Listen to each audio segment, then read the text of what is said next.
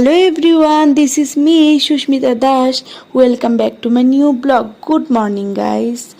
এই যে আমি সকালবেলা ঘুম থেকে উঠে গেলাম, তখন 5:30 মানে 5:30 ঘুম থেকে উঠে এই যে আমি ফুল কুড়াচ্ছি।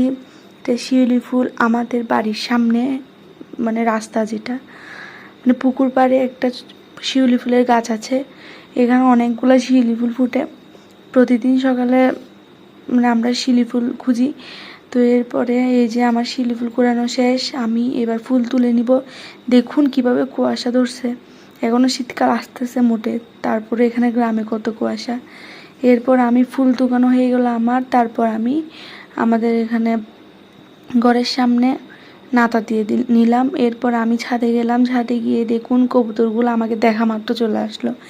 এগুলাকে আমি খাবার দিলাম, খাবার দিয়ে এবার আমি ফ্রেশ হতে চলে আসলাম। এই যে আমি ব্রাশ করে নিচ্ছি, এখন আমি মুখটা ভালো করে ধুয়ে নিচ্ছি। আমি ফ্রেশ হয়ে এখন আমার থেকে ছাদে যেতে হবে এক্সারসাইজ করার জন্য।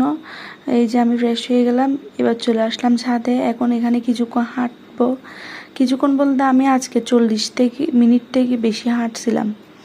তো এরপরে হাঁটছি, এই যে দেখুন আরও এক্সারসাইজ করছিলাম কিছু করার, যেহেতু আমি ওজন কমাতে চাচ্ছি তার কারণে। তো এরপরে দেখুন আমি হাঁটতে হাঁটতে রোদ উঠে গেছে, তখন কুয়াশা ছিল, এখন রোদ উঠে গেছে। আমি প্রায় 1 ঘন্টার মতো হাঁটছি মনে হয় আজকে। এরপরে আমি ছাদ থেকে নেমে যাব। ছাদ থেকে নেমে আমাদের মোটর ছাড়ছি যে ওখান থেকে পানি নিয়ে নিব, খাওয়ার পানি। এই যে আমি পানি নিয়ে নিচ্ছি, আর আমি বেশি করে পানি খাচ্ছি। সকালবেলা 2 গ্লাস পানি খেয়েছি।